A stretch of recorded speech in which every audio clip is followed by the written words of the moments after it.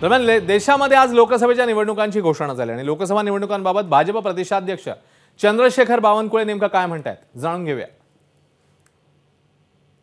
कुठेही आचारसंहिता तोडली जाणार नाही याची काळजी राज्यातला सर्वात मोठा पक्ष म्हणून आम्ही घेऊ।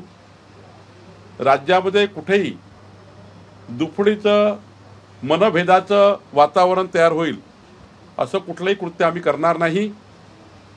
आमचा पक्ष हा आणि आमच्या पक्षाचे सर्व नेते कार्यकर्ते अत्यंत आनंदाने आणि उत्साहाने आणि कुठलीही कटुता मनात न आणता कुणाबद्दलही वाईट विचार न करता चांगल्या पद्धतीने आमची महायुती ही या निवडणुकीमध्ये विजयी होईल। 45+ आमचा जो विश्वास आहे, आत्मविश्वास आहे, हा 45+ जागा महायुती निवडून येईल।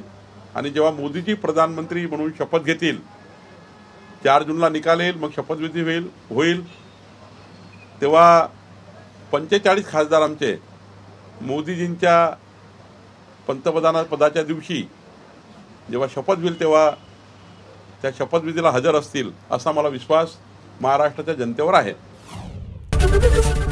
एबीपी माझा, उघडा डोळे बघा नीट।